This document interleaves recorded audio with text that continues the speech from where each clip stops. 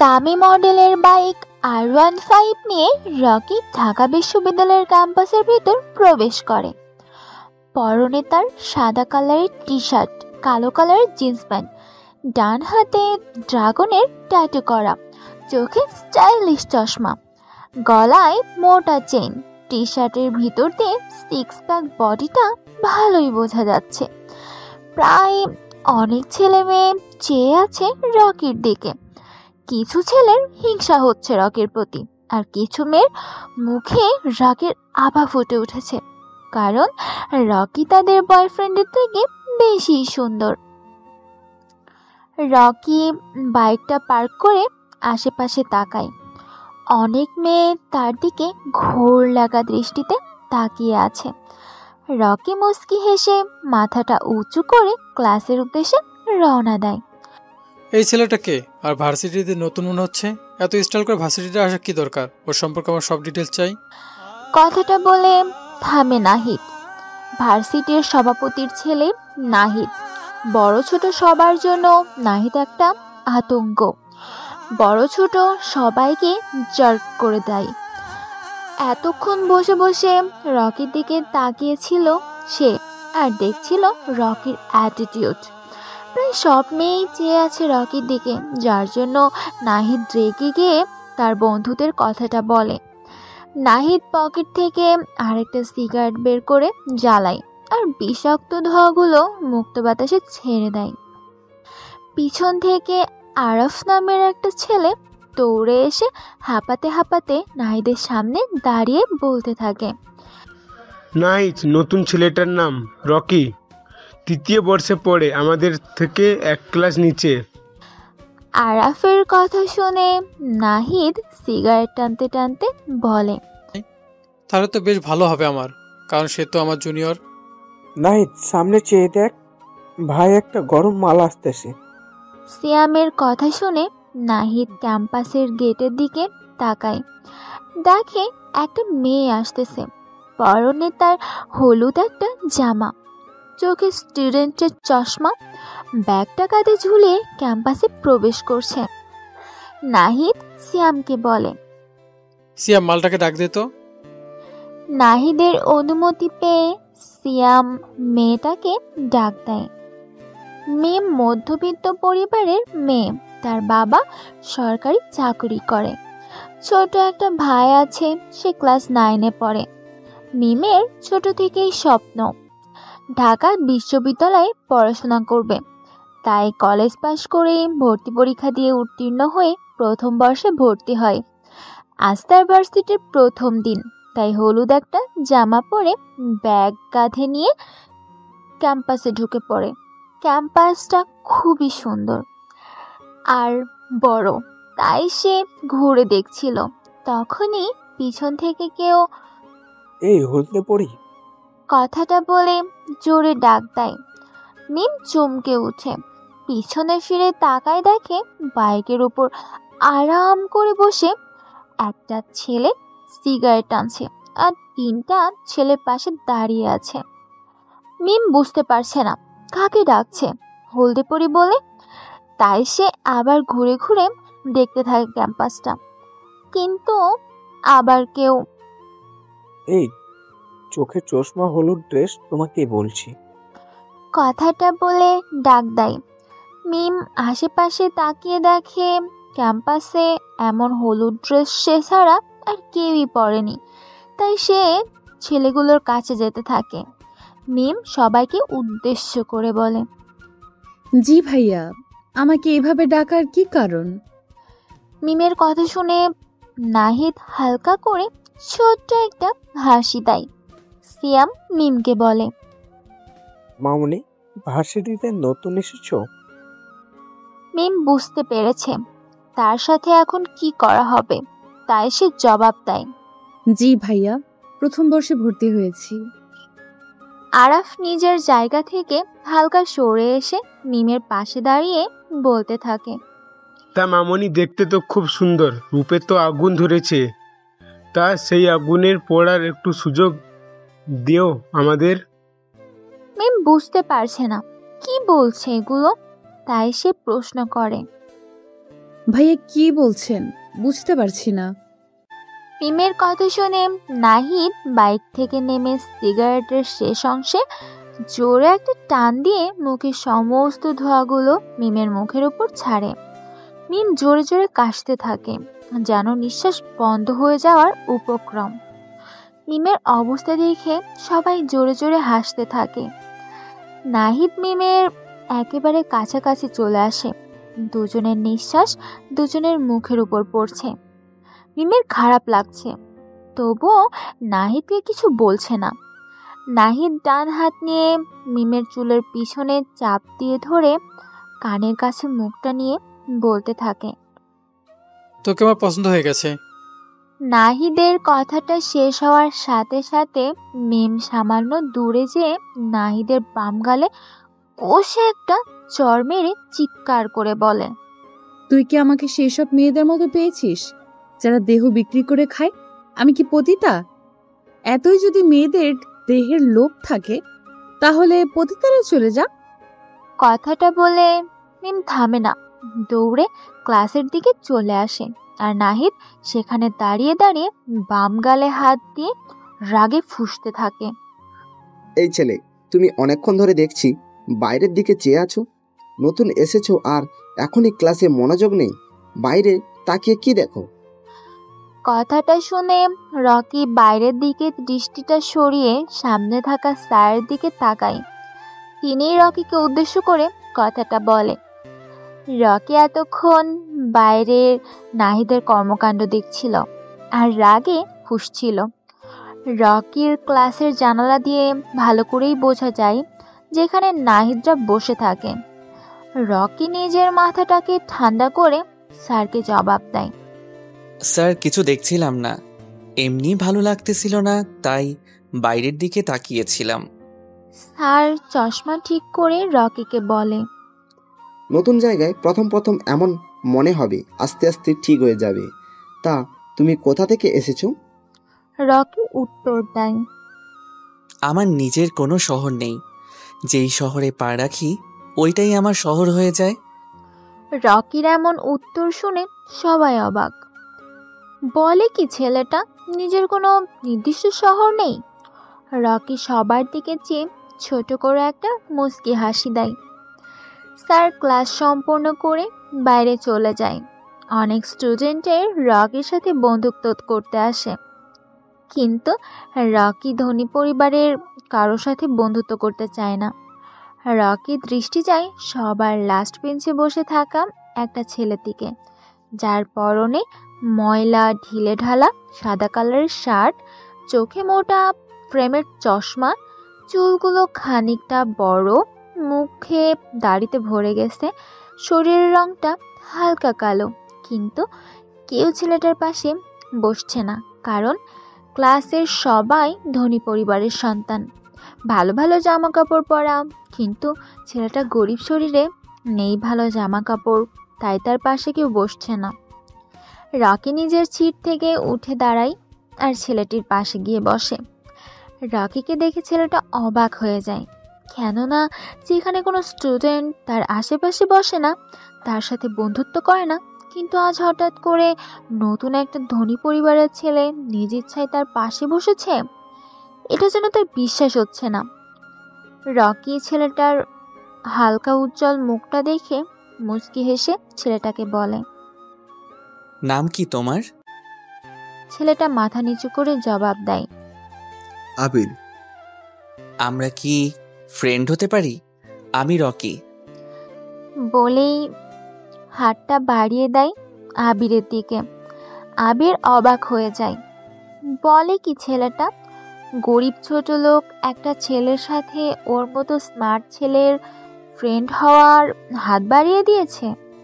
বুঝতে পারছে না আবির কি করবে, তবুও ভদ্রতার জন্য আবির কাঁপতে কাঁপতে হাতটা রকির সাথে মিলায়।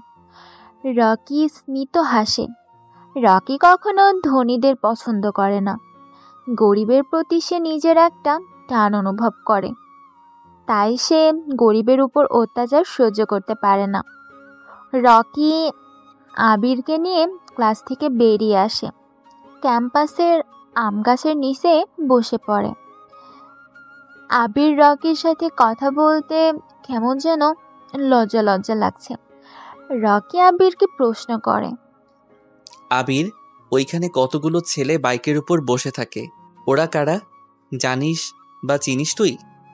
আবিরের খুবই পরিচিত ছেলেগুলো, নাহিদ, সিয়াম, আরাফ, সাকিন, যারা ভার্সিটির প্রথম দিন থেকে আবিরকে জাগ দেয়।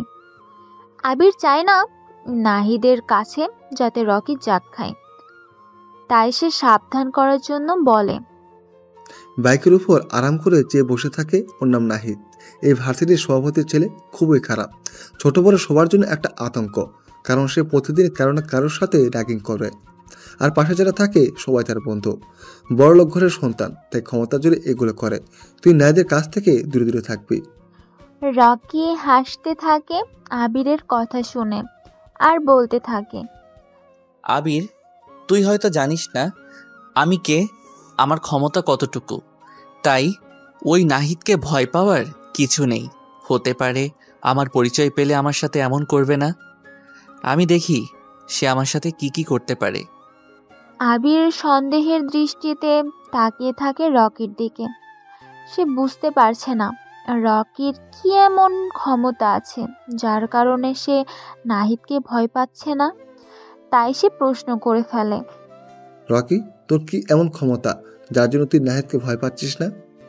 রকির কাছে আবিরের করা প্রশ্নটা ভালো লাগে, কিন্তু রকি এখনই তার পরিচয় কাউকে দিতে চায় না। তাই আবিরকে বলে, আবির, তুই কি মিস্টার কিংকে চিনিস? আবির মাথা নাড়ায়, যার মানে সে এমকে কে চেনে। জানিসই তো তার কি ক্ষমতা আছে। আমার একটা বড় ভাই আছে যে এমকের সাথে কাজ করে। এখন যদি নাহিদ আমার সাথে খারাপ কিছু করে, তাহলে বড় ভাইকে বললে সে এসে নাহিদকে যা করার তাই করবে। তবে আমি দেখতে চাই সে আমার সাথে কিছু করে কিনা। রকির কথা শুনে আবিরের কেমন যেন বুকের ভিতর প্রশান্তির বাতাস বয়ে যায়, যেন অনেক দিনের কিছু আশা পূরণ হতে যাচ্ছে। আচ্ছা রকি, তুই তো কত ধনী পরিবারের সন্তান, কিন্তু তুই নিজে স্মার্ট হয়ে কেন একটা বস্তির গরিব ছেলের সাথে ফ্রেন্ডশিপ করলি? তুই চাইলেও তো কত ধনী ছেলে মেয়েদের সাথে বন্ধুত্ব করতে পারতি, কিন্তু তা করিসনি কেন? রকি নিজের চোখ জোড়া বন্ধ করে সামনে ভেসে ওঠে তার মায়ের রক্তাক্ত দেহটার কথা। সে দীর্ঘ নিঃশ্বাস ফেলে আবিরকে জবাব দেয়, জানিস, আমিও তোর মতো কোনো এক সময় গরিব বস্তিতে থাকতাম, কিন্তু সময়ের সাথে সব বদলে আমার জীবনটা উচ্চ শিখরে পৌঁছে গেছে। আমার মার নিষেধ ধনী পরিবারের সন্তানের সাথে যেন চলাফেরা না কি, আর এমনিতেই আমার এই বিলাসিতার জীবন ভালো লাগে না। তাই মূলত আমি তোর সাথে বন্ধুত্ব করেছি, এই আর কি, আর কি না। রকির এরকম উত্তরে রকির প্রতি আবিরের শ্রদ্ধা বৃদ্ধি পায়। আবির আবারও রকিকে প্রশ্ন করে, আচ্ছা রকি, তখন যে স্যার তোকে জিজ্ঞেস করেছিল তুই কোন শহর থেকে এসেছিস, তখন এমন রহস্যময় উত্তর দিয়েছিস কেন, সেটা বল। রকি মুচকি হেসে জবাব দেয়, আমি রহস্যময় ছেলে হতে পারি, কিন্তু সব জায়গায় রহস্যময় কথা বলি না। আমার ওই কথার মানে চাইলেই স্যার বের করতে পারবে। এখন তোকে আর বলতে হবে না, তুই নিজেই আমার কথার উত্তর পেয়ে যাবি। কথাটা বলে রকি বসা থেকে উঠে দাঁড়ায় আর আবিরকে বলে, চল আবির, তোকে বাসা পর্যন্ত ড্রপ করে দিয়ে আসি।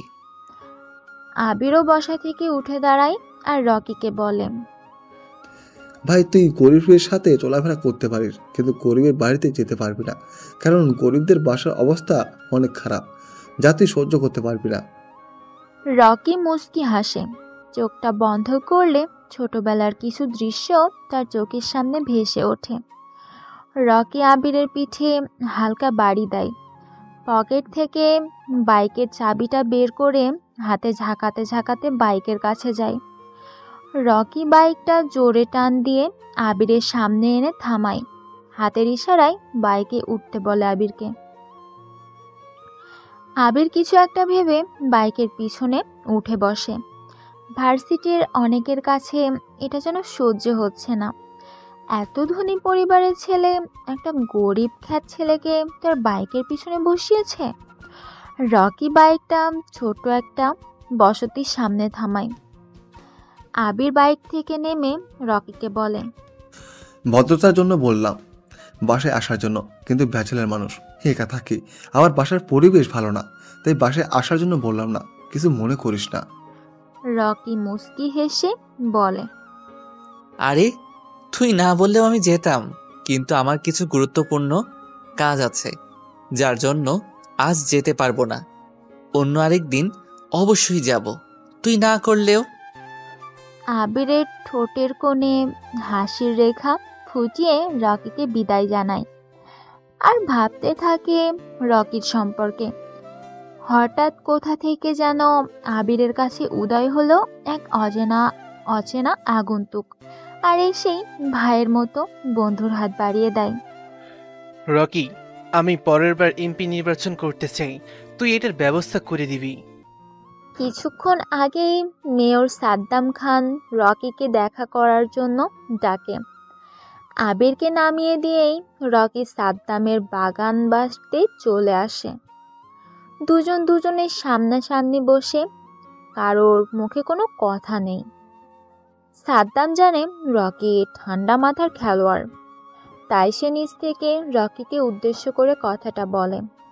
রকি কিছুই বলে না, পকেট থেকে সিগারেটের প্যাকেটটা বের করে একটা সিগারেট চালায় আর বিষাক্ত ধোঁয়াগুলো নাক দিয়ে ছাড়তে থাকে।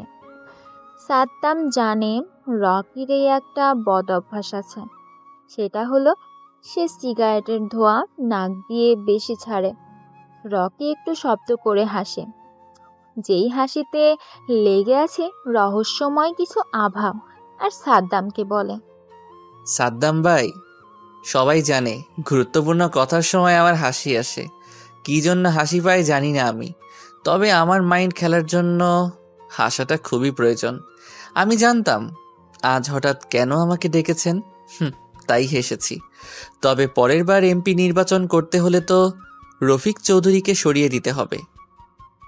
সাদ্দামও পকেট থেকে একটা সিগারেট বের করে টানতে থাকে আর রকিকে বলে, আমি জানি তুই চাইলে কোনো কিছুর ব্যাপার না, তবে রফিক চৌধুরীকে সরানো এতটা সহজ হবে আমার মনে হয় না।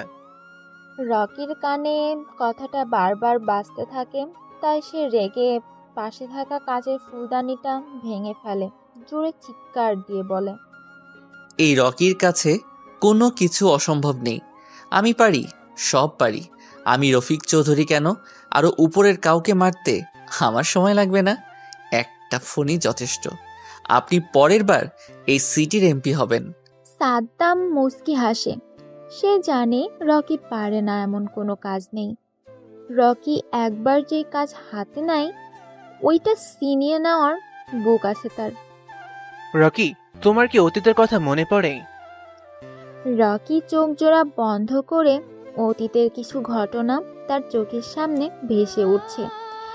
রকি চায় না অন্ধকার অতীতকে সামনে এনে সদ্য ভবিষ্যৎটাকে নষ্ট করা, তাই সে বসা থেকে উঠে দাঁড়ায় আর সাদ্দামকে উদ্দেশ্য করে বলে, এই শহরে আমার পরিচয় আমি আর আপনি ছাড়া কেউ জানে না। আমি চাই না কেউ আমার সম্পর্কে কিছু জানুক, তাহলে কিন্তু পরেরটা আর নাই বললাম। আসি আমি, রাতে একটা মিশনে যেতে হবে। শহরে নতুন এসেই ঝামেলাটা না করলেই পারতে, তা আজ রাতে আর শেষ দিন।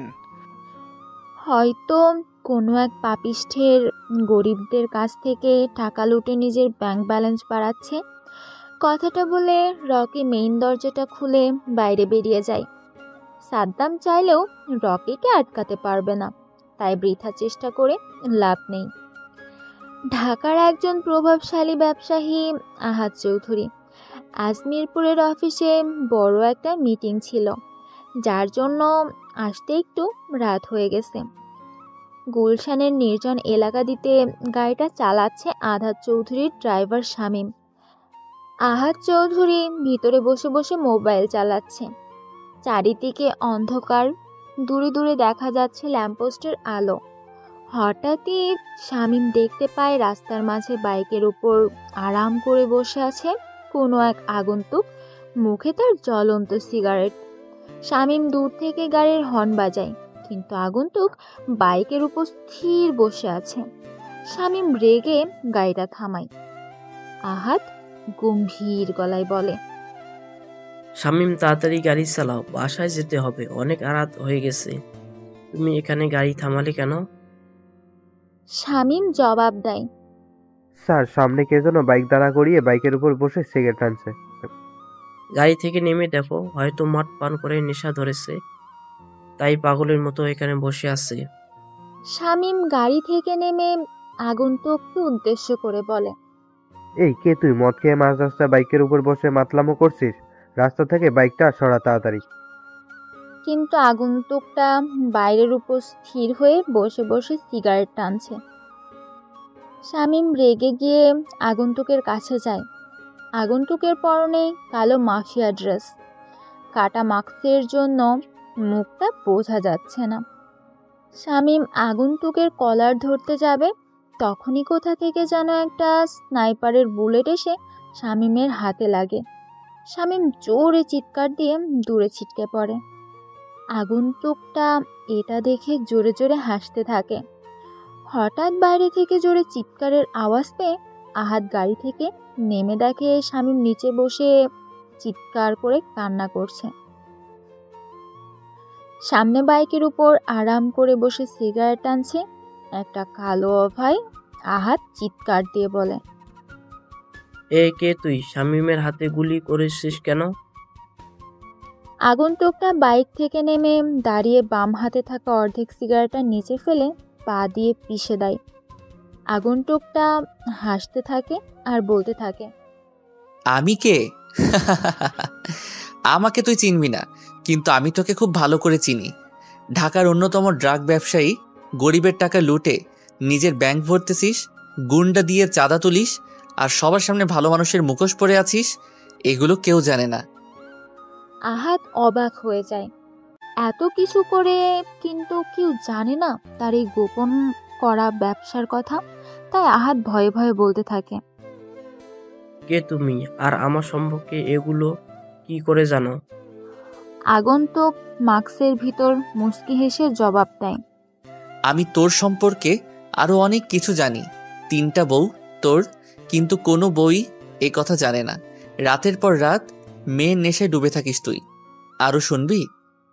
এবার আহাদ কান্না করে দেয়। তুমি এগুলো জানো কিভাবে? প্লিজ এই বিষয়টা আমাদের মধ্যে রেখে দাও।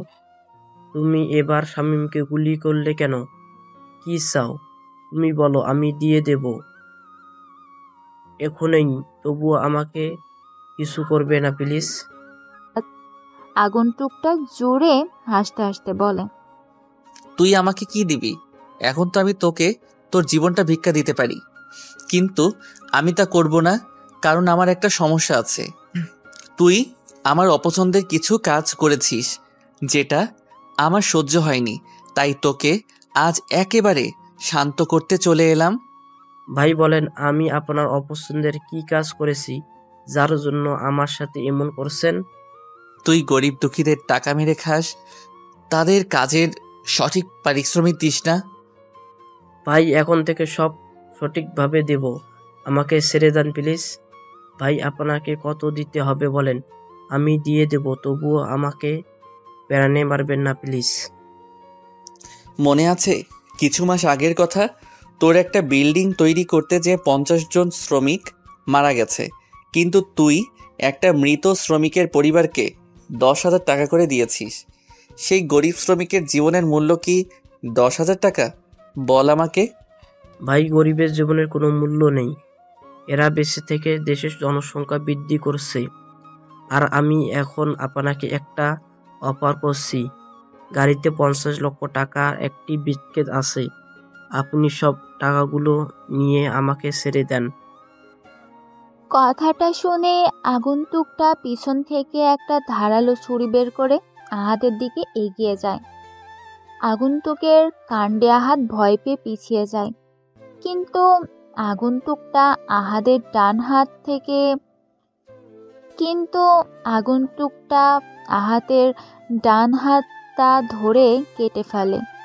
হালকা চাঁদের আলো দূর থেকে ল্যাম্পপোস্টের আলোয় স্পষ্ট বোঝা যাচ্ছে তাজা রক্তগুলো পিচ ঢালা রাস্তায় পড়ে যাচ্ছে।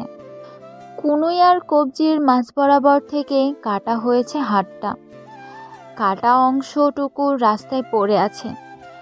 আহাত ব্যথায় জোরে জোরে চিৎকার করে কান্না করছে। আগন্তুকটা জোরে জোরে হাসতে হাসতে বলে, তোর কি মনে হয় আমি মাটি দিয়ে তৈরি না? আমি পাথর দিয়ে তৈরি। হতে পারে মাটির তৈরি কিছু মানুষ আজ কাগজের তৈরি টাকার কাছে বিক্রি হয়ে যাচ্ছে, কিন্তু আমি তেমন না। একটা গরিবের জীবনের মূল্য তোর কাছে 10,000 টাকা, কিন্তু তোর জীবনটার দাম অনেক বেশি, 50 লক্ষ টাকা।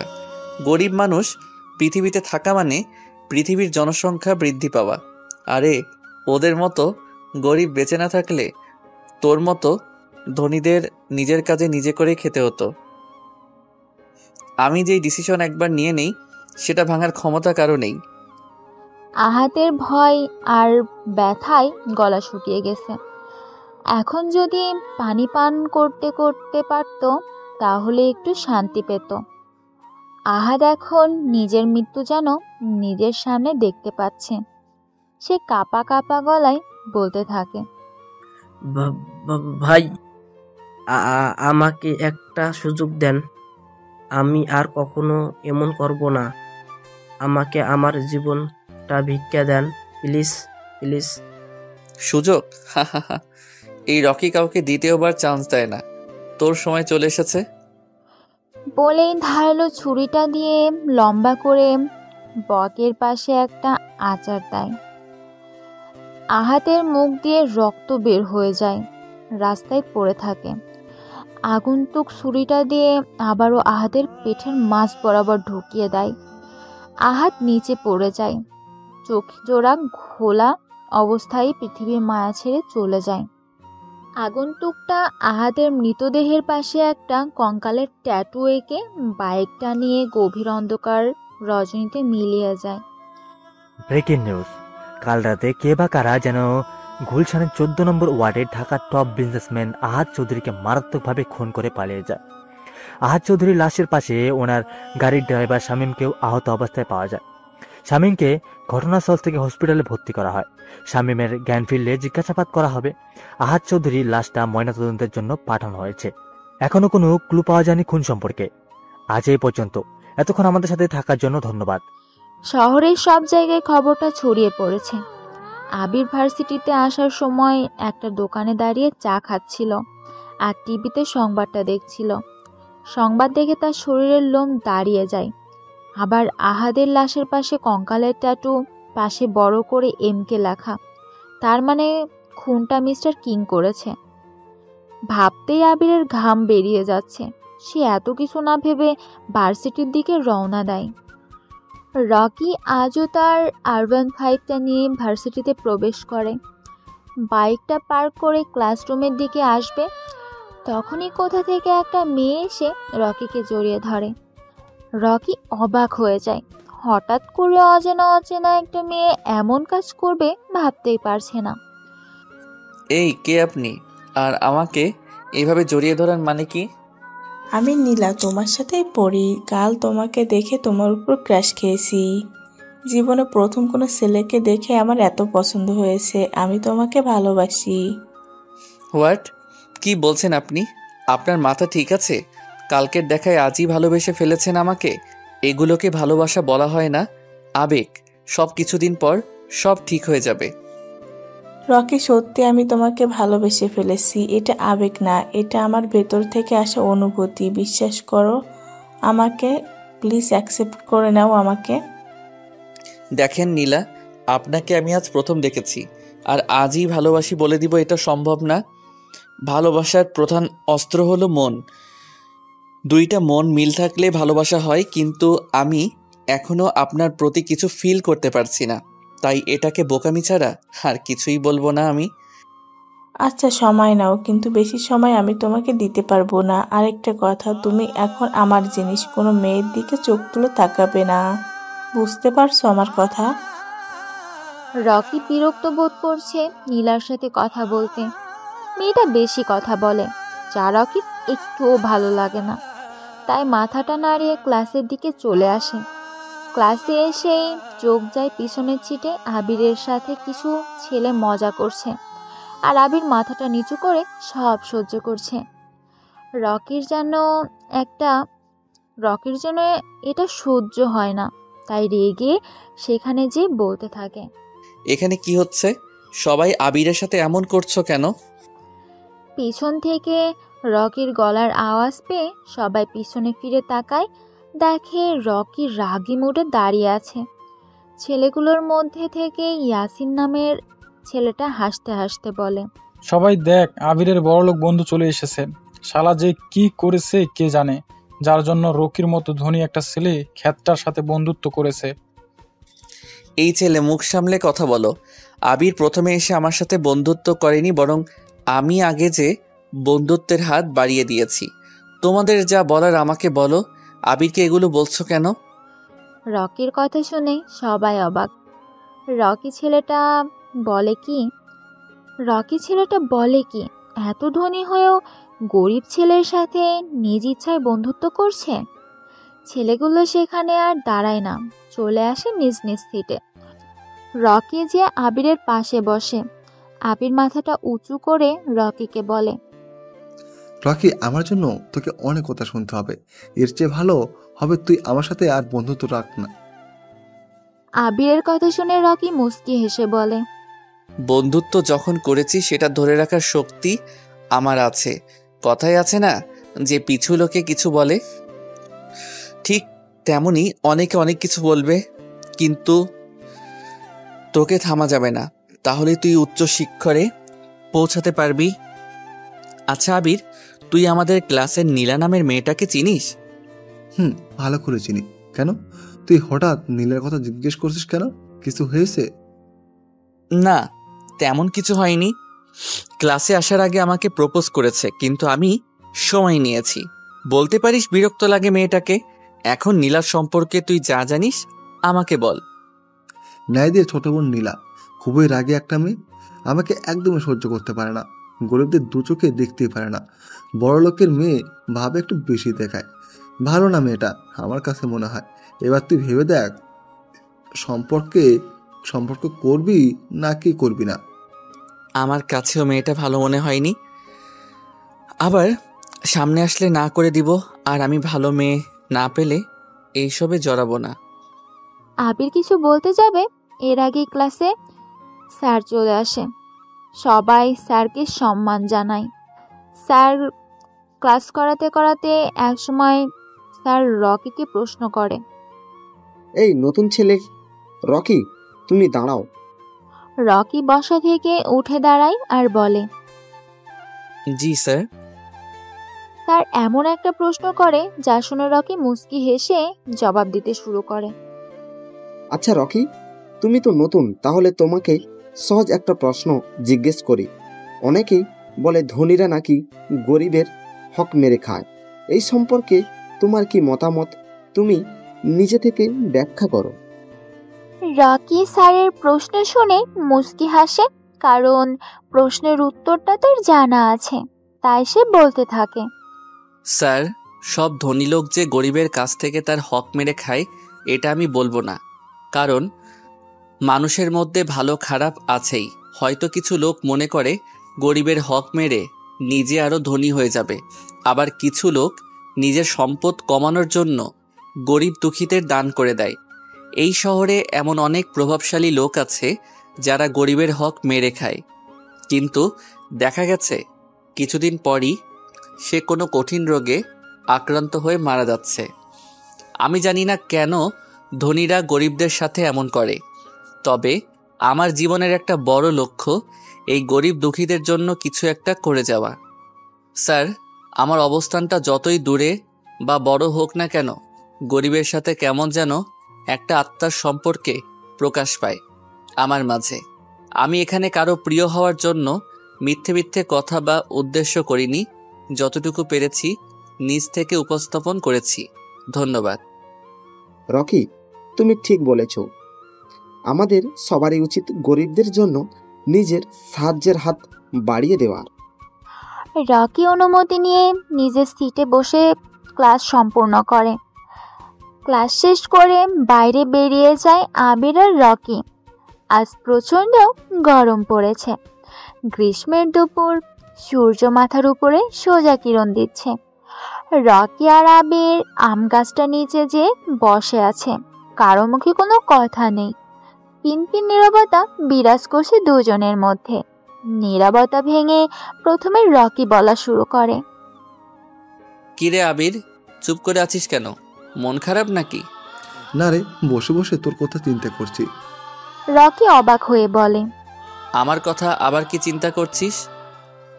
আবির মুস্কি হাসি দিয়ে বলে, তুই একজন ধনী পরিবারের ছেলে হয়ে গরিবের প্রতি তোর কত ভালো ভালো ধারণা, কিন্তু কিছু ধনী ছেলে মেয়ে আছে যারা গরিবদের জন্য সহ্য করতে পারে না। তুই তাদের তুলনায় কত আলাদা, এটা চিন্তা করছিলাম। আবির শোন, যখন তোর কাছে অনেক অনেক টাকা থাকবে তখন তুই ভুলে যাবি যে তুই কে। আর যখন তোর কাছে টাকা থাকবে না তখন সমস্ত পৃথিবী ভুলে যাবে তুই কে। রকি, তুই কি জানিস তুই খুবই রহস্যময় কথা বলিস? রকি মুস্কি হাসে। জানি আমি রহস্যময় কথা বলি, কিন্তু তা বের করার জন্য রহস্যময় লোকের প্রয়োজন। রকি সকালের সংবাদ দেখেছিস? কাল রাতে কে বা কারা যেন আহাদ চৌধুরীকে মেরে পালিয়ে গেছে। আহাদ চৌধুরী? সেটা আবার কে? আমি তো চিনি না। তবে সকালে ভার্সিটিতে আসার সময় অনেকের মুখে বলতে শুনেছি আহাদ চৌধুরী নামে কাউকে সন্ত্রাসীরা মেরে পালিয়ে গেছে। তুই ঢাকায় থাকিস আর আহাদ চৌধুরীকে চিনিস না? আহাদ চৌধুরী হচ্ছে ঢাকার টপ বিজনেসম্যান, কিন্তু লোকটা বেশি ভালো ছিল না। কেন, উনি আবার কি করেছে? কিছুদিন আগে ওনার একটা বিল্ডিং ভেঙে পড়ে 50 জনের মতো লোক মারা গেছে। সবাই আমাদের বস্তিতে থাকতো। মৃত শ্রমিকদের পরিবারকে ক্ষতিপূরণ হিসেবে 10,000 টাকা করে দিয়েছে। ওনার কাছে একজন গরিব শ্রমিকের জীবনের মূল্য মাত্র 10,000 টাকা। তাই আমার কাছে মনে হয়েছে আহাদ চৌধুরীর মৃত্যু হওয়াতে অনেকেই খুশি। আমার কি মনে হয় আবির আহাদের খুনটা হয়েছে তার এই অপকর্মের জন্য। লোকটাকে দেখতেই কেমন জানি খারাপ খারাপ মনে হয়। ঠিক বলেছিস তুই। রকি দেখ, সামনে তাকে নাইদ ভাই আমাদের হাতের ইশারাটা ডাকছে। চল আমরা এখান থেকে চলে যাই, নয়তো উনি কোনো না কোনো ঝামেলা করে আমাদের সাথে। সিনিয়র বড় ভাই ডাকছে, এখন তো যেতেই হবে। যতই ঝামেলা করুক, চলো আমার সাথে। কিরে আবির, কতক্ষণ ধরে তোকে ডাকছি, আসতে এত লেট হলো কেন? আবির মাথাটা নিচু করে জবাব দেয়, ভাই হাতে ইশারায় ডাকছিলেন তো, তাই বুঝতে পারছিলাম না কাকে ডাকছিলেন। দুঃখিত ভাই। বুঝতে পারছি। তা এই নতুন ছেলেটা কে? ভার্সিটিতে নতুন এসেছে মনে হচ্ছে। জি ভাই, নতুন ভর্তি হয়েছে আমাদের সাথে। এই তোর নাম কি? রকিকে উদ্দেশ্য করে বললাম। ভাই ওর নাম রকি। আমি তোকে জিজ্ঞেস করছি। আবির মাথাটা নিচু করে বলে, জি না ভাই। এ রকি, তুই আমাকে চিনিস না আমি কে? না ভাইয়া, আমি আপনাকে চিনি না। আর আমি তো কালকে মাত্র ভর্তি হয়েছি, কারো সাথে তেমন পরিচয় হয়নি। তা এবার আপনার পরিচয়টা দিয়ে দেন। আমি নিজে পরিচয় নিজেতে পছন্দ করি না। কিছুদিন ভার্সিটিতে ঘোরাঘুরি কর, এমনিতে আমার পরিচয় পেয়ে। ভাইয়া, যদি কোনো গুরুত্বপূর্ণ কিছুর জন্য ডেকে থাকেন তাহলে বলেন, নয়তো আমরা চলে যাই। রকির কথা শুনে নাহিদ পকেট থেকে একটা সিগারেট বের করে জ্বালায় আর মুখের বিষাক্ত ধোঁয়াগুলো রকির মুখের উপর ছেড়ে দিয়ে বলতে থাকে, বড় ভাই যখন ডাক দিয়েছে তাহলে সেটা গুরুত্বপূর্ণ কথাই হতে পারে। তোকে আমি কাল থেকেই দেখছি তুই ভার্সিটিতে এসে খুব ভাব নিয়ে ঘোরাঘুরি করছিস। কালই বলতাম, কিন্তু প্রথম দিন তাই কিছু বলিনি। আজ আবার তুই একটা ভুল করলি। কেন ভার্সিটিতে এত ভাব ধরে আসতে হবে তোর? কাল থেকে যেন আমি এমন আর না দেখি। আজ তোকে সাবধান করে দিলাম, মনে থাকার জন্য কথাটা। তোরা এখন যেতে পারিস। রকি বুকের উপর ঝুলিয়ে রাখা চশমাটা ফু দিয়ে চোখে লাগিয়ে ভাব নিয়ে বলতে থাকে, ক্যাম্পাসটা কারো বাবার না, যার যেমন ইচ্ছে সে সেইভাবে চলবে। আর আমি কাল থেকে আরও বেশি করে ভাব নিয়ে ভার্সিটিতে আসব। দেখি আপনি আমার কি করতে পারেন। কথাটা বলেই আবিরের হাত ধরে টানতে টানতে চলে আসে সেখান থেকে। দেখছিস না ছেলেটা কেমন খারাপ, তোর সাথে কেমন ব্যবহার করে। এগুলো একটা কিন্তু মানা যায় না, কিছু একটা ব্যবস্থা করতে হবে। আমি দেখছি ব্যাপারটা, তোদের চিন্তা করতে হবে না। ও সব ভাবনা আমি বের করে দিব। আবির আর রকি এসে আবার আম গাছের নিচে বসে পড়ে। আবিরের চোখে ভয় বিরাজ করছে, কারণ নাহিদদের সাথে কেউ খারাপ ব্যবহার করলে তার ফল ভালো হয় না। এখন যদি রকির এমন কিছু করে, এটা ভেবেই আবিরের বুক কেঁপে উঠছে। রকি, তুই নাহিদের সাথে এমন না করলেও পারতি। এর পরিণাম কিন্তু ভয়ঙ্কর হতে পারে, মনে রাখিস আমার কথাটা।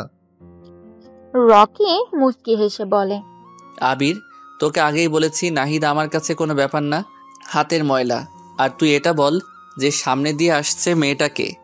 আবির সামনের দিকে চেয়ে দেখে নীল রঙের জামা পরে একটা মেয়ে এদিকেই আসছে, কিন্তু আবির মেয়েটাকে চিনতে পারছে না। আজই ভার্সিটিতে প্রথম দেখছে, তাই রকিকে বলে, রকি, মেয়েটা মনে হয় ক্যাম্পাসে নতুন, আগে তো কখনো দেখিনি। মেয়েটার চেহারায় একটা মায়া কাজ করে, কেমন যেন ইনোসেন্ট ভাব রয়েছে তার মধ্যে। কি ব্যাপার রকি, মেয়েটাকে দেখে প্রেমে পড়ে গেলে নাকি? আরে দূর, আমি কি বলছি মেয়েটাকে ভালোবাসি? প্রথম দেখাতে কি ভালোবাসা হয়ে যায়? তবে মেয়েটা দেখতে খারাপ না, আমার পছন্দ হয়েছে, এর সম্পর্কে আমার জানতেই হবে। আরে সমস্যা নেই, একই ভার্সিটিতে যখন পড়ে মেয়েটার সম্পর্কে সব জানা যাবে। আবির আর ক্লাস করব না, চল কোথাও থেকে ঘুরে আসি। আরে ক্লাস ফাঁকি দিয়ে এখন ঘুরতে যাওয়া যাবে না। আবির চল আমার সাথে, ক্যাম্পাসে আর ভালো লাগছে না। বলে রকি তার বাইকটা নিয়ে আবিরের সামনে দাঁড়িয়ে বলে, ওঠ, কাছে একটা জায়গায় যাব। রকি, ক্লাস ফাঁকি দিয়ে যাওয়াটা ঠিক হবে না। আবির ওঠ বলতেছি, আমার কিন্তু রাগ হচ্ছে। রকির জোরাজুরিতে আবির বাইকের পিছনে উঠে বসে। রকি বাইকটা চালিয়ে শহর থেকে একটু দূরে একটা লেকের পাড়ে দাঁড় করায়। বাইক থেকে নেমে আবির অবাক হয়ে যায় এমন একটা মনোরম পরিবেশ দেখে। সামনে একটা বড় ঝিল, আশেপাশে গাছপালা, হিমেল হাওয়া বয়ে যাচ্ছে চারিপাশে। এখানে এসে মনটা ভালো হয়ে গেছে, তাই রকিকে উদ্দেশ্য করে বলে, রকি, জায়গাটা খুবই সুন্দর, কিন্তু তুই এমন জায়গায় খুঁজে পেলি কিভাবে? আগেও আসছিস মনে হয়। রকি মুচকি হেসে জবাব দেয়, আরে না, আমি আগে কখনো এখানে আসিনি। এই জায়গার নাম অনেক শুনেছি, তাই আসলাম তোকে নিয়ে। আবির আর রকি কিছুক্ষণ পর সেখান থেকে চলে আসে। আবিরকে নামিয়ে দিয়ে চলে আসবে তখনই রকির মোবাইলে একটা কল আসে। রকি বাইকটা থামিয়ে পিছনের পকেট থেকে মোবাইলটা বের করে হাতে নিয়ে দেখে স্ক্রিনের ওপর সোহেল নামটা ভেসে উঠেছে। রকি ফোনটা রিসিভ করে বলতে থাকে, সোহেল, ওই দিকের কি অবস্থা? বস, শালাকে ধরে এনেছি, এখন কি করব? আমার আস্তানায় নিয়ে বেঁধে রাখ, আমি আমার সময় চলে আসব। আজকে ঢাকার সবচেয়ে ধনী এবং ক্ষমতাশীল রাজনৈতিক নেতা আরিয়ান আহমেদকে ধরে আনার জন্য রকি কিছু ছেলে পাঠিয়েছে। আরিয়ান আহমেদকে ধরে আনার পর সোহেল নামের একটা ছেলে রকিকে ফোন দিয়ে জানায়। রকি মুচকি হেসে বাইকটা স্টার্ট দেয়। সময় রাত 11:45। রকি বিএমডাব্লিউটা নিয়ে তার পুরনো আস্তানার সামনে দাঁড়িয়ে আছে। বাইরে হালকা বৃষ্টি পড়ছে। একজন ছেলে হাতে একটা ছাতা নিয়ে রকির গাড়ির গেট খুলে দিল। রকি প্রথমে তার পাজোড়া বের করে পরে মাথাটা বের করে। পরনে তার কালো ড্রেস, কালো হাত মোজা, উপরের অংশ কাটা, লম্বা হুডওয়ালা টুপি, কাটা মাস্ক দিয়ে মুখটা ঢাকা। হাতে থাকা অর্ধেক জ্বলন্ত সিগারেট কয়বার জোরে টান দিয়ে বৃষ্টিতে ভেজা রাস্তায় ফেলে রুমের দিকে যেতে থাকে। ছেলেটা ছাতাটা বন্ধ করে রুমের শাটারটা খুলে রকি ভিতরে প্রবেশ করে। 40 ওয়াটের একটা বাল্ব ছোট আটকা রুমটা হলদে আলোয় আলোকিত হয়ে আছে। সামনে চেয়ারে সাথে বাঁধা আরিয়ান আহমেদ, তার চোখে মুখের অবস্থা বেশি ভালো না। চুলগুলো কপাল ছাড়িয়ে ছিটিয়ে আছে। ডান গালে মনে হয় কেউ জোরে চড় দিয়েছে, যার কারণে ঠোঁটের কোনায় রক্ত জমাট বেঁধে কালো হয়ে গেছে। আরিয়ানকে শক্তিশালী ড্রাগস পুশ করার জন্য তার এখনো জ্ঞান ফেরেনি। তাই রকি হাতের ইশারায় পিছনে দাঁড়িয়ে থাকা আরিফ নামের ছেলেটাকে আরিয়ানের মুখে পানি মারার জন্য ইশারা দেয়। আরিফ আরিয়ানের মুখের উপর পানি দেয়, যার ফলে সে কিছুক্ষণ পর চোখ মেলে তাকায় আর নিজেকে চেয়ারের সাথে বাঁধা অবস্থায় আবিষ্কার করে। আরিয়ান এটা দেখে উত্তেজিত কণ্ঠে বলে, ভাই কে আপনারা, আর আমাকে এখানে ধরে এনে বেঁধে রাখার মানে কি? আমার সম্পর্কে কোনো ধারণা আছে আপনাদের? দেখেন, ভালোই ভালোই বলছি, আমাকে ছেড়ে দেন, নয়তো আপনাদের সবগুলোর এমন অবস্থা হবে যা ভাবতেও পারবেন না।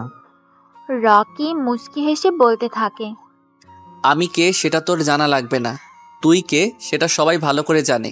কিন্তু কি বলতো, আমার জগতে সবাই আমাকে ভয় পায় আর আমার কথা শোনে এবং মানে। তোর ক্ষমতা সম্পর্কে সবার ধারণা আছে, কিন্তু এখানে তোর কোনো ক্ষমতাই কাজে লাগবে না।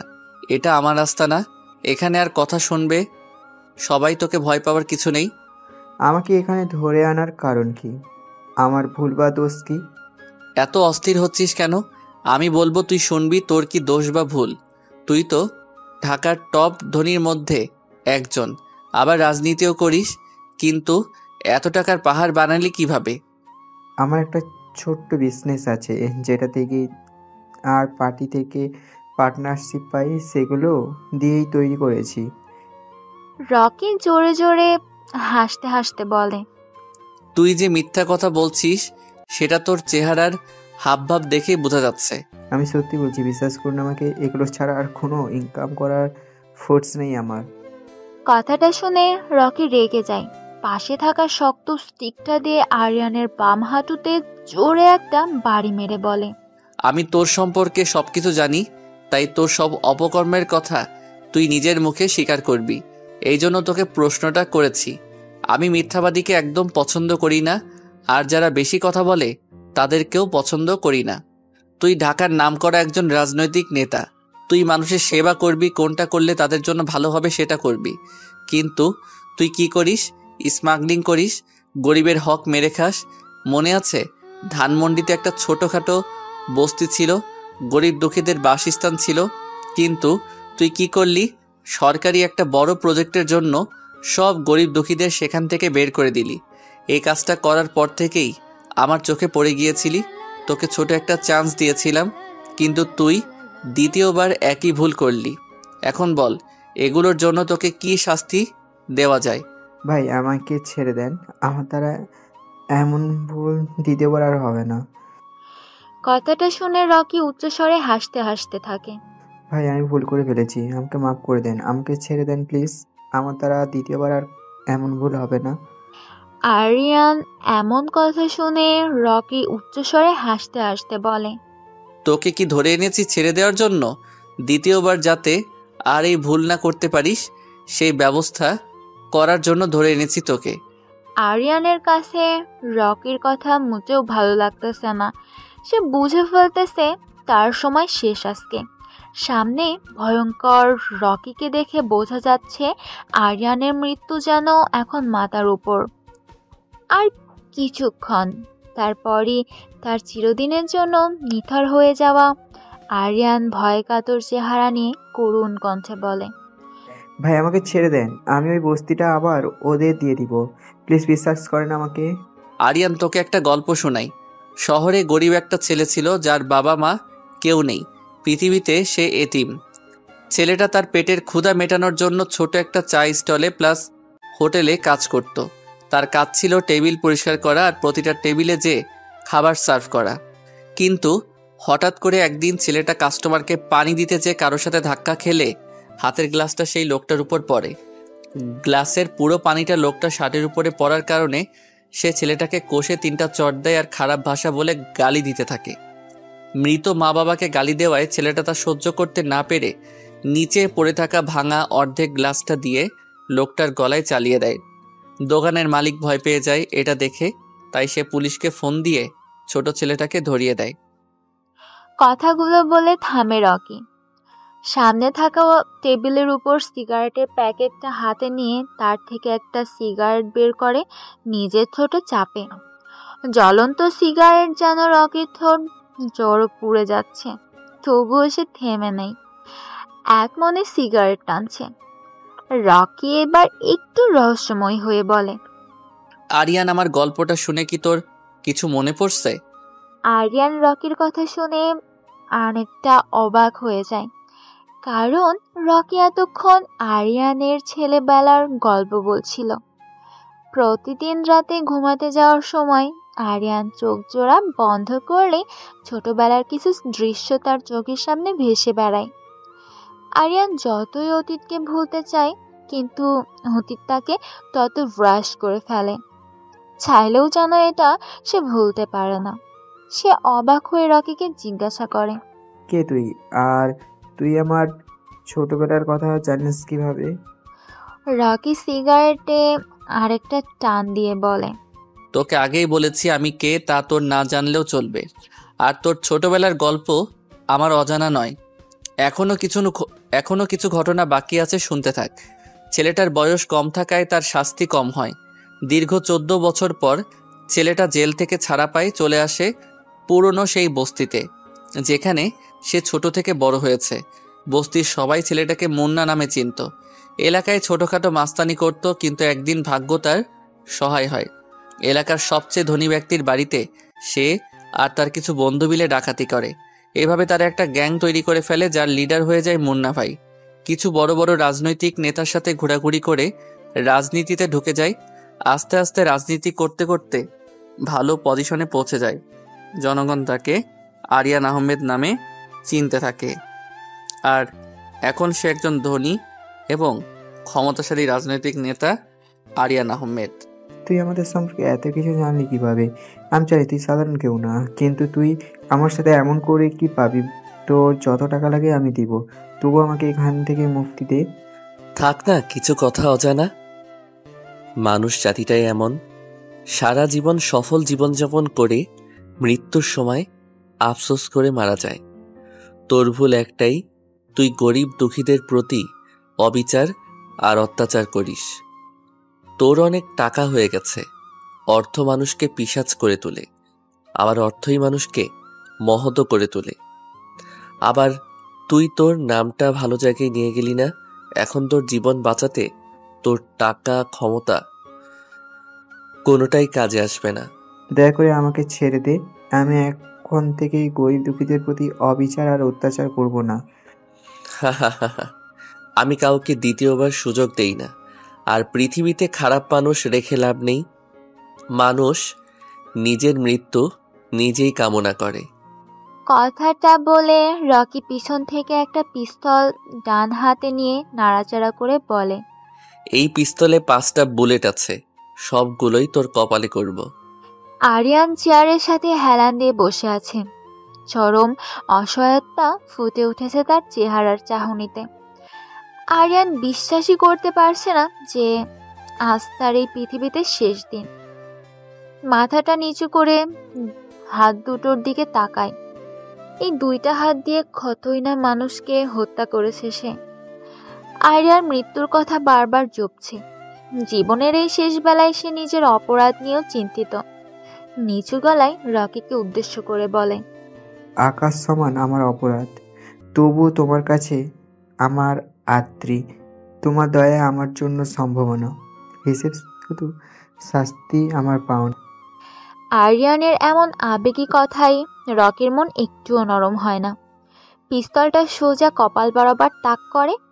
আরিয়ান কিছু বলতে পারে না। এর আগেই রকি পিস্তলের ট্রিগার চাপ দেয়। 100 ডিগ্রি সেলসিয়াস তাপমাত্রায় গরম বুলেট আরিয়ানের কপালটা ভেদ করে চলে যায়। কপাল থেকে তাজা রক্ত বের হচ্ছে। আরিয়ানের প্রবল ভয় আর অস্থিরতা গ্রাস করছে।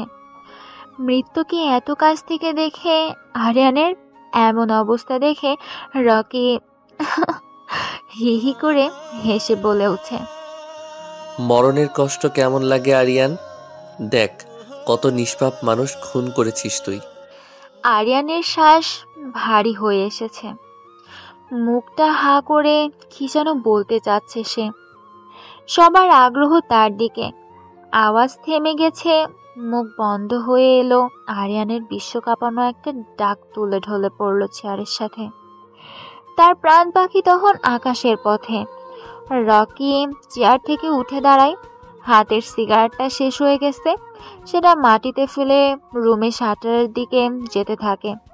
তখনই পিছন থেকে সোহেল বলে, বস, শালাকে কোথায় ফেলে দেব? ঢাকা বিশ্ববিদ্যালয়ের মেইন গেটের সামনে, আর পাশে MK আর কঙ্কালের ট্যাটু আঁকতে ভুলবি না। রকি সেখানে আর দাঁড়ায় না, বাইরে চলে আসে। বৃষ্টিটা এখন কমে গেছে, তাই সে নিজের হেঁটে গাড়িতে যেয়ে উঠে রাতের আধারে মিলিয়ে যায়। আজ সকালে ঢাকা বিশ্ববিদ্যালয়ে মেন গেটের সামনে থেকে ঢাকার সবচেয়ে ধনী এবং ক্ষমতাশালী রাজনৈতিক নেতা আরিয়ান আহমেদের মৃতদেহ পাওয়া গেছে। 2 দিনে 2টা ক্ষমতাশীল ব্যক্তির মৃতদেহ পাওয়া গেছে। এটা নিয়ে শহরে বিশৃঙ্খলা সৃষ্টি হচ্ছে। পুলিশের ধারণা বাংলাদেশের মাফিয়া কিং মিস্টার কিং এই খুন দুটো করেছে।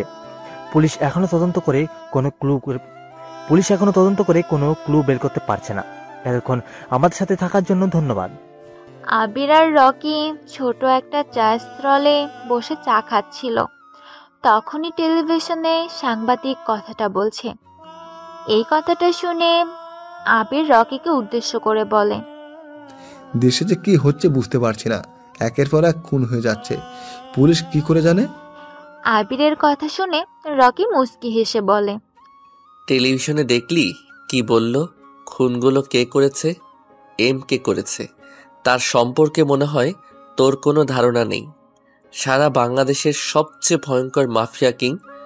ছোট বাচ্চা না ঘুমালে মায়ের MKর নাম বললে বাচ্চারা ভয়ে ঘুমিয়ে পড়ে। MP, মন্ত্রী, মেয়র যা আছে সব তার আন্ডারে। তুই MK সম্পর্কে এত কিছু কিভাবে জানিস? তুই কি কখনো তাকে দেখেছিস? MK সম্পর্কে আমার অনেক কিছু জানা, যা সে নিজেও জানে না। আমি MKকে কিভাবে দেখব, যেখানে তার নিজের লোকেরাও আজ পর্যন্ত দেখেনি। MKকে দেখা যায় না, শুধু অনুভব করা যায়। ঝড়ের বেগে তার অস্তিত্বের বাতাস বোঝা যায়। কোনো এক অজানা শহরের শান্ত একটা ঠান্ডা মাইন্ড গেমার নামক ছেলে, যার পদবি MK দেওয়া হয়েছে। সে যেই শহরে পা রাখে ওই শহরটা ওর হয়ে যায়। শত্রুর মনে ভয়ানক কম্পন সৃষ্টি করে। আবিরের সন্দেহের দৃষ্টিতে তাকিয়ে রকিকে বলে, রকি, তোর আসল পরিচয় কি? কে তুই? তুই কি আমাকে কোনোভাবে সন্দেহ করছিস? তাহলে সেটা ভুল। আমি তোর বন্ধু রকি। আমার কাছে তোকে কেমন যেন রহস্যময় লাগছে। তুই MK সম্পর্কে এত কিছু জানিস। আমার মনে হয় না কোনো পুলিশ প্রশাসন এত কিছু জানে না। তাই তোকে একটু সন্দেহ করছি, এই আর কি। আমাকে আবার কি রকম রহস্যময় লাগে? আমি সবসময় এই রকম করে কথা বলতে পছন্দ করি। আর MK সম্পর্কে এত কিছু জানি আমার এক বড় ভাইয়ের কাছ থেকে। আমাকে সন্দেহ করার কোনো মানেই হয় না। রকি, সামনে তাকিয়ে দেখ, নাহিদরা হাতে স্টিক নিয়ে আমাদের দিকে আসছে। চল এখান থেকে চলে যাই। আবিরের কথা শুনে রকি পাশে তাকিয়ে দেখে নাহিদ, আরাফ, সিয়াম আরো 3টা ছেলে, সবার হাতে মোটা স্টিক। রকি পকেট থেকে মোবাইলটা বের করে কাকে যেন একটা মেসেজ পাঠায়। আবিরের দিকে চেয়ে দেখে আবির ভয় পেয়ে আছে। রকি আবিরের পিঠে হালকা বাড়ি দিয়ে বলে, আমরা এখান থেকে কোথাও যাব না, এখানে বসে থাকবো।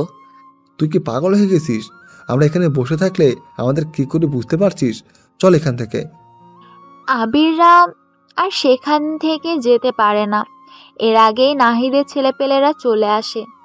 নাহিদ তার ডান হাতের স্টিকটা নিয়ে বাম হাতে আস্তে বাড়ি দিতে দিতে বলে, কিরে, পালিয়ে যাওয়ার ব্যবস্থা করছিলি নাকি?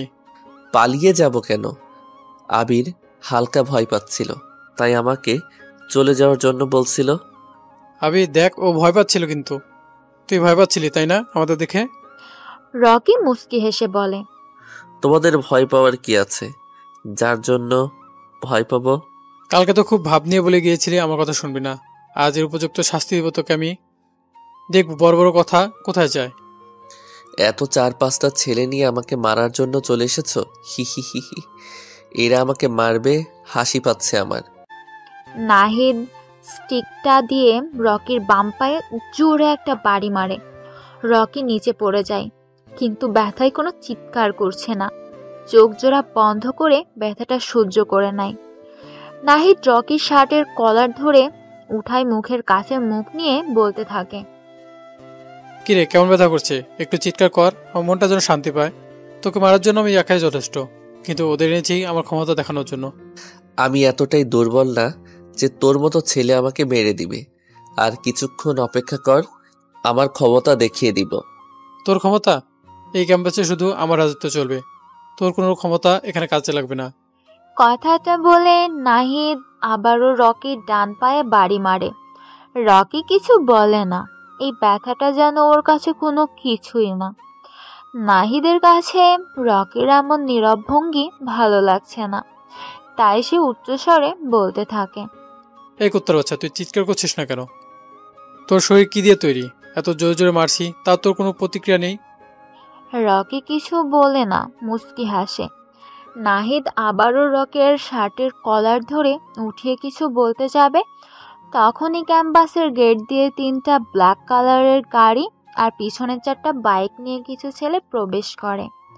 প্রথমে গাড়ি থেকে একটা ছেলে নামে, পরনে তার জিন্স জ্যাকেট, মাথায় কালো রুমাল বাঁধা, মুখে জ্বলন্ত সিগারেট। পেছনের গাড়িগুলো থেকে একরকম অনেক ছেলে নেমে রকির কাছে আসতে থাকে। এতক্ষণে ভার্সিটিতে তো অনেক স্টুডেন্ট জমে গেছে। ছেলেগুলোকে দেখে নাহিদ বোকার মতো চেয়ে আছে, আর রকি জোরে জোরে হাসতে থাকে। প্রথম গাড়ি থেকে নামা আরাফাত নামের ছেলেটা এসে পকেট থেকে একটা সিগারেট বের করে, তার থেকে একটা সিগারেট রকির ঠোঁটে দেয়। লাইটার দিয়ে সিগারেটের আগুন লাগায়। রকি সিগারেটটা টানতে থাকে। আম গাছের নিচে পাকা মিনারের উপর আরাম করে বসে। সবাই অবাক হচ্ছে, আবির, কারণ রকির এমন অ্যাটিটিউড দেখে। আশেপাশে থাকা কম বেশি সকল স্টুডেন্ট শক খায় রকির এমন অ্যাটিটিউড দেখে। রকি তার ডান হাতটা আরাফাতের সামনে ধরে। আরাফাত পিছন থেকে একটা .38 পিস্তল বের করে রকির হাতে দেয়, আর সিগারেট টানতে টানতে নাহিদকে উদ্দেশ্য করে বলে, কিরে নাহিদ, অবাক হয়েছিস মনে হয় হঠাৎ করে আমার এমন অ্যাটিটিউড দেখে? আমি চাইনি আজই এই শহরে আমার আসল পরিচয় প্রকাশ পাক, কিন্তু ভাগ্য বলে যে কিছু একটা আছে, সেসব কিছু আজই শেষ করে দিতে চাই। তুই তোর বাবার ক্ষমতা দেখিয়ে মানুষকে ভয় দেখাস, কিন্তু আমি আমার ক্ষমতা নিজে তৈরি করে দেখাই, তাও আবার মানুষের ভালোর জন্য। খারাপ, ধনী আর অহংকার দুটোকে আমি সবচেয়ে বেশি অপছন্দ করি। নিজে খারাপ, কিন্তু যে খারাপ কাজ করে তাকে আমার পছন্দ না। আমি কে তুই হয়তো চিনিস না।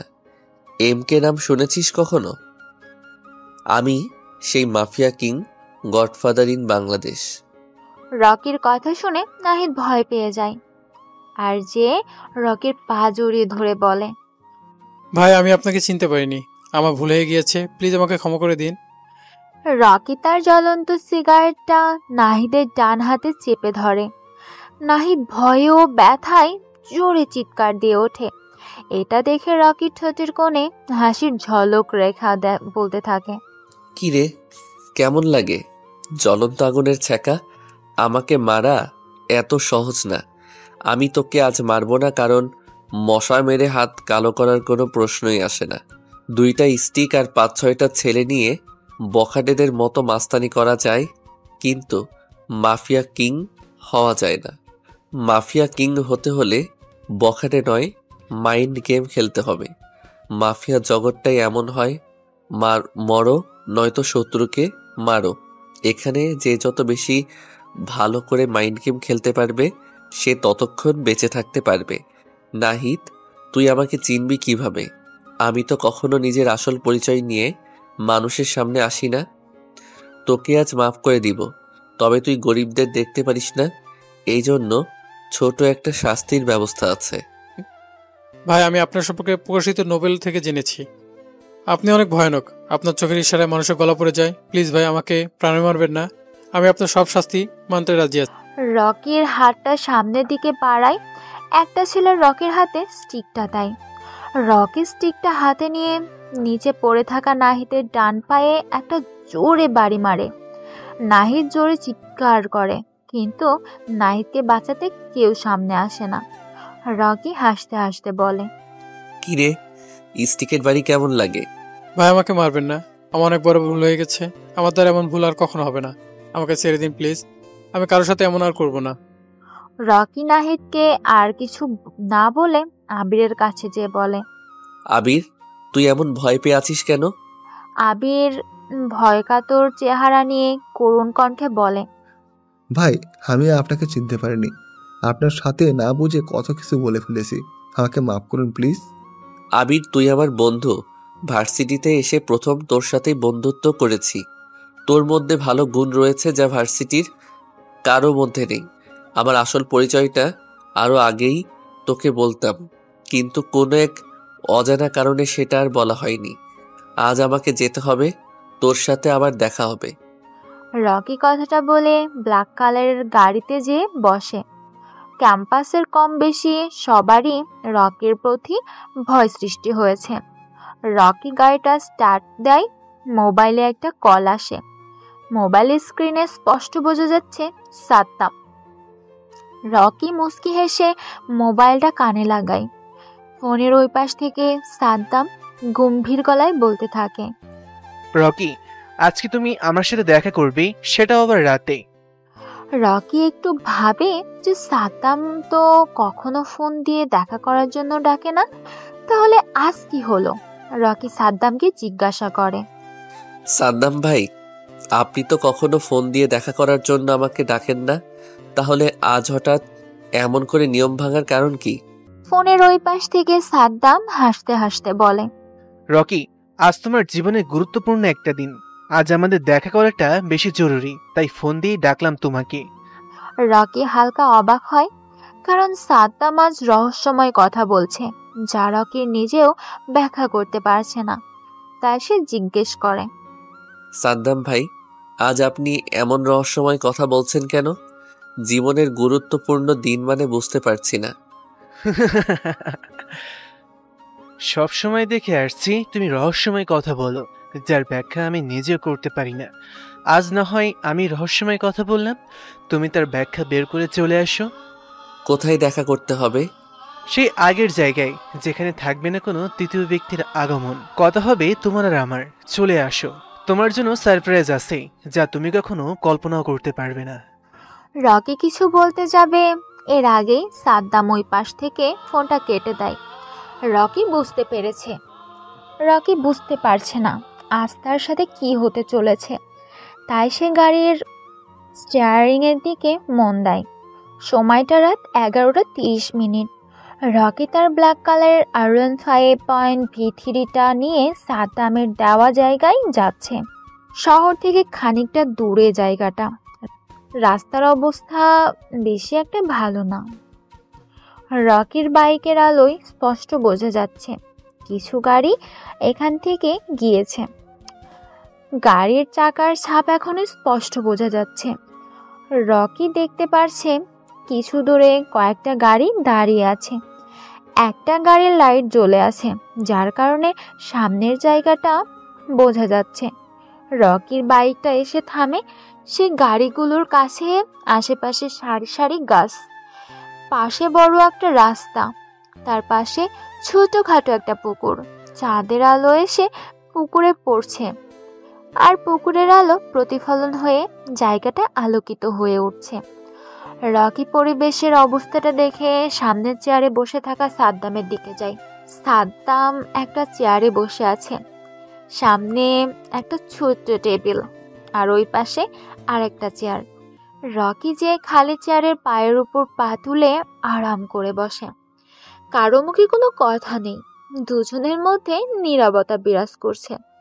নীরবতা ভেঙে প্রথমে রকি বলে, সাদ্দাম ভাই, এখানে ডাকার কি কারণ? সাদ্দাম রকির দিকে ভালো করে চেয়ে দেখে। শরীরে বড় একটা কালো কোট, মাথায় বড় হুজুওয়ালা টুপি, মুখে কিছু নেই, শুধু বোঝা যাচ্ছে সাদা মুখে কালো চাপদাড়ি। সাদ্দাম টেবিলের উপর রাখা সিগারেটের প্যাকেট থেকে একটা সিগারেট বের করে তার ঠোঁটে চাপে, লাইটার দিয়ে সিগারেটে আগুন লাগায়, জোরে একটা টান দেয়। সিগারেটের প্যাকেট আর লাইটারটা রকির দিকে ঢিল মারে। সাদ্দাম মুচকি হেসে বলে, রকি, তোমাকে আজ অনেক কারণে এখানে ডাকা হয়েছে। কথাগুলো শুনতে নিজেকে প্রস্তুত করো। রকি তার সামনে থেকে সিগারেটের প্যাকেট থেকে একটা সিগারেট বের করে জ্বালায়। জোরে একটা টান দিয়ে বিষাক্ত ধোঁয়াগুলো উপরে ছেড়ে দিয়ে বলতে থাকে, রকি কথা শুনতে নিজের সবসময় প্রস্তুত রাখে, নয়তো এখনো পর্যন্ত এখানে আসতে পারতো না। আপনি বলতে পারেন কি বলতে চান, আমি শুনতে প্রস্তুত। রকি, তোমার নাক দিয়ে সিগারেটের ধোঁয়া ছাড়ার অভ্যাসটা আর গেল না। আচ্ছা, তুমি আমাকে এটা বলো যে আমার এমপি নির্বাচন করার কি ব্যবস্থা করলে? রকি আবারও নাক দিয়ে ধোঁয়া ছাড়তে ছাড়তে বলে, আমি এখন যেই কথাটা বলবো আপনিও নিজেকে প্রস্তুত করে নেন কথাটা শোনার জন্য। রকি, তোমার সাথে থাকতে থাকতেই তোমার মতন হয়ে গিয়েছি। তুমি বলো। সাদ্দাম ভাই, আপনি এমপি নির্বাচন করতে পারবেন না। কথাটা শুনে সাদ্দাম জোরে জোরে হাসতে থাকে আর বলে, আমি জানতাম তুমি এমনই কিছু একটা বলবে। রকি ভ্রু কুঁচকে বলে, আমি এমন কিছু বলবো এটা আপনি জানতেন কি করে? নিজের বাবাকে কেউ নিজের হাতে মারতে পারে এমন সৎসাহস তো কারোই নেই। ঠিক বললাম তো আমি? রকি অবাক হয়ে যায় সাদ্দামের মুখে এমন কথা শুনে। রকি ভাবতে থাকে কিভাবে এটা সম্ভব, তাই সে প্রশ্ন করে ফেলে, সাদ্দাম ভাই, আপনি এগুলো কি বলছেন? রফিক চৌধুরী আমার বাবা হতে যাবে কেন? উনি ভালো মানুষ আর গরিব দুঃখীদের পাশে থাকে, ভালো রাজনীতি করে, তাই তাকে আমি তার সম্মানিত চেয়ার থেকে উঠাতে পারবো না। রকি, তোমার কি ছোটবেলার কথা মনে পড়ে? কোথায় ছিলে? ছোট্ট একটা বসত বাড়িতে থাকতে তুমি, তোমার অসুস্থ মাকে নিয়ে। আর আজ আমি তোমাকে কোথায় নিয়ে এসেছি? চাইলে কিন্তু আমি মাফিয়া কিং হতে পারতাম, আমি তা করিনি। ছোট সেই টোকাই ছেলেটাকে রাস্তা থেকে তুলে এনে বানিয়ে দিলাম মাফিয়া কিং। আর সে আমার হয়ে কাজ করবে না, আমার কথা শুনছে না, তাহলে এতে আমার কি লাভ? দেখেন সাদ্দাম ভাই, আপনার উপকারের কথা আমার মনে আছে, কিন্তু একজন ভালো মানুষকে আমি মারতে পারবো না। এখন যদি এটা করে আমি আপনার কথা অমান্য করি, তাহলে এতে আমার কিছু করার নেই। রকির কথা শুনে সাদ্দাম রেগে বলে, রকি, তোর বাবার কথা কি মনে আছে? ঢাকার টপ ধনী ছিল তোর বাবা, আমার কাছের বন্ধু ছিল তোর বাবা। শুনবি কি হয়েছিল তোর বাবা মায়ের সাথে? রকি যেন বিশ্বাসই করতে পারছে না সাদ্দাম ভাইয়ের কাছে বন্ধু তার বাবা। রকি যেন বিশ্বাসই করতে পারছে না সাদ্দাম ভাইয়ের কাছের বন্ধু বাবা। তবে বুঝ হওয়ার পর রকি কখনো দেখেনি তার বাবাকে। মায়ের কাছ থেকে শুনেছিল তার বাবা নাকি অনেক ধনী ছিল। রকির অনেক জানার আগ্রহ ছিল তার বাবার সম্পর্কে, কিন্তু তার হয়ে ওঠেনি। তার আগেই অল্প বয়সে রকির মা ক্যান্সারে আক্রান্ত হয়ে মারা যায়। শুরু হয়ে যায় রকি টোকাই জীবন। বসতির কিছু ছেলে সাথে মিলে বোতল টোকাই করত। রকি যখন 10 বছর বয়স তখন থেকেই সাদ্দামের সাথে পরিচয়। আজ মাফিয়া কিং হওয়ার পিছনে সাদ্দামেরই অবদান আছে। রকি একটু আগে আবেগময় হয়ে সাদ্দামকে উদ্দেশ্য করে বলে, সাদ্দাম ভাই, আমার অনেক জানার আগ্রহ ছিল কে আমার বাবা, কি আমার পরিচয়, কিন্তু এখনো তা জানা হলো না। আপনি এখন আমাকে সব বলবেন। সাদ্দাম মুচকি হেসে বলে, তোর বাবা ছিল এই শহরের টপ ধনীর মধ্যে একজন। আমাদের মধ্যে বন্ধুত্বপূর্ণ সম্পর্ক ছিল। ভার্সিটিতে থাকতেই আমি একটা মেয়েকে ভালোবাসতাম, কিন্তু সেই মেয়েকে আমি নিজের করে পাইনি, কারণ শুধুমাত্র একমাত্র তোর বাবা। আমি সেই মেয়েকে ভালোবাসতাম, তোর বাবা সেই মেয়েকে ভালোবাসত। মেয়েটা ছিল গরিব, তাই মেয়েটাকে কেউ মেনে নেয়নি। বাধ্য হয়ে তারা দুজন পালিয়ে গিয়ে বিয়ে করে। কিছু বছর পর তুই পৃথিবীতে আসিস। তোর বাবা মার সম্পর্কটা ভালোবাসায় পরিপূর্ণ ছিল, যা আমার সহ্য হয় না। তাই একটা গেম খেলে তাদের সংসার ভেঙে দিই। তোর বাবা তোকে তোর মাকে বাড়ি থেকে বের করে দেয়। আমি গিয়েছিলাম তোর মায়ের কাছে, কিন্তু সে আমাকে ফিরিয়ে দেয়। তোর সম্পর্কে আমি সব জানতাম। চেয়েছিলাম তোকে একদিন মাফিয়া কিং বানাবো, আমার হয়ে কাজ করবি তুই। তোকে দিয়েই তোর বাবাকে মারতে চেয়েছিলাম আমি, কিন্তু তুই তাকে মারবি না, তাই আজকে তোকে এখানে ডাকা। রকি এতক্ষণ মন দিয়ে সাদ্দামের কথাগুলো শুনছিল। রকির হাতের সিগারেটটা পুড়ে প্রায় শেষ, তবুও রাগে সে জ্বলন্ত সিগারেটটা হাতে চেপে ধরে আছে।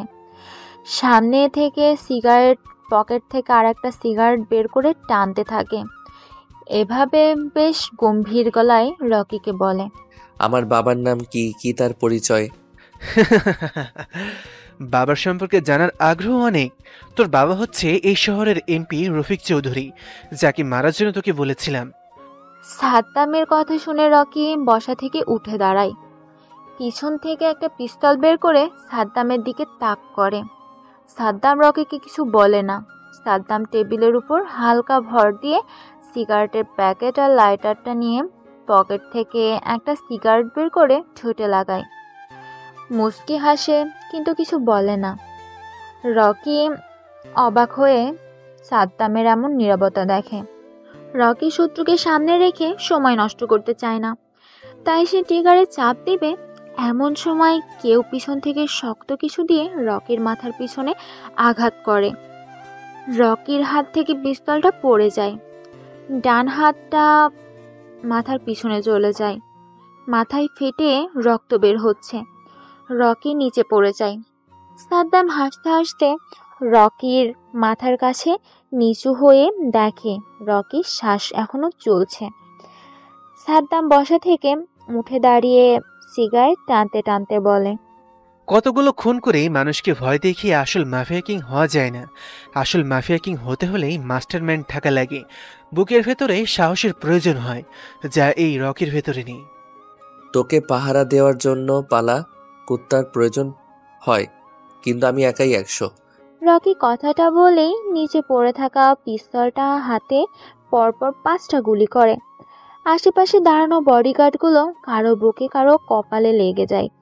সাদ্দামের পাশে থাকা 2টা ছেলেগুলো করতে যাবে, এর আগে রকির পিস্তল থেকে 2টা বুলেট বের হয়ে 2টা বুলেটে যেয়ে তাদের কপালে লাগে।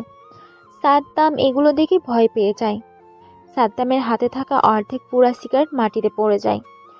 রকি এক লাফে নিচ থেকে উঠে চেয়ারটা টান দিয়ে পায়ের উপর পা তুলে বসে একটা সিগারেট জ্বালায়। সিগারেটের বিষাক্ত ধোঁয়াগুলো নাক দিয়ে ছাড়তে থাকে। রকি দেখ, সবাইকে শেষ করলেও আমাকে তুই শেষ করতে পারবি না, কারণ তোকে আমি এতটুকু পর্যন্ত নিয়ে এসেছি। তুই আমাকে মারবি না। সাদ্দাম যেন কথাটা শেষ করতে পারছে না, এর আগেই রকি একটা গুলি করে। বুলেটটা যেয়ে সাদ্দামের ডান পায়ে লাগে। সাদ্দাম ব্যথায় চিৎকার দিয়ে ওঠে। রকি হাসতে হাসতে বলে, মাইন্ড গেম তুই খেলতে পারিসনি। তুই আমাকে নিয়ে মাইন্ড গেম খেলতে যে আমার মাইন্ড গেমের গুটি হয়ে গিয়েছিস। আমার মা মরার আগে বলে গিয়েছিল, একটা বেঈমান আমাদের সুখের সংসার ধ্বংস করে দিয়েছে। তার নাম সাদ্দাম খান, ঢাকার ছোট একটা রাজনৈতিক দলের লিডার। তখন বেঈমান কি এটা বুঝিনি, শুধু সাদ্দাম নামটা মনে রেখেছি। পৃথিবীর যেখানে থাকুক তাকে খুঁজে বের করে মারাটা আমার টার্গেট ছিল। কিন্তু 10 বছর বয়সেই তোর সাথে দেখা, চেয়েছিলাম সেখানেই তোকে মেরে দিব, কিন্তু তা করিনি। তোর একটা অফারের কথা শুনে নিজের মাইন্ডটাকে শান্ত করে মাস্টার মাইন্ড গেম খেলতে থাকি। আমি যার হাতে তৈরি তাকে আজ নিজ হাতে মারব, আমার মায়ের মৃত্যুর প্রতিশোধ নেব। রকি, তুই আমাকে মারতে পারবি না, কারণ তোর একটা দুর্বলতার জিনিস আমার কাছে। যার হারানোর কিছু নেই তার ব্যাপারে সতর্ক থাকো। আমার দুর্বল কোনো জিনিস নেই। মনে করে দেখ, ভার্সিটির একটা মেয়ে, নাম মনে হয় মিম। তুই মেয়েটাকে পছন্দ করিস, মেয়েটাও তোকে চিনে না। তোর জীবনের কোনো দুর্বল পয়েন্ট নেই, কিন্তু পছন্দের জিনিসটা তোর মন কেড়েছে। এটা তোর একটা দুর্বল পয়েন্ট। মেয়েটাকে নিবি নাকি আমার কাছে ছেড়ে দিবি? রাজি থাকলে ডিল ফাইনাল কর। রকি মেয়েটার কথা চিন্তা করে সাদ্দামের দেওয়া অফারে রাজি হয়ে যায়। মিম কোথায় সেটা বলো, তারপর তোকে ছেড়ে দিব। সাদ্দাম নিচ থেকে কষ্ট করে উঠে মুচকি হেসে রকিকে বলে, প্রথম ব্ল্যাক কালারের গাড়ির ভেতর আছে। কথাটা বলার জন্য ধন্যবাদ, তবে রকি বেইমানি করতে একটু বেশি পছন্দ করে, তাই তোর দেওয়া অফারটা নিয়ে তোকে ক্রেডিট না দিয়ে বিদায় করে দিব। Good bye. কথাটা বলে রকি আর একটা গুলি করে। বুলেটটা যে সোজা সাদ্দামের কপাল বরাবর লাগে।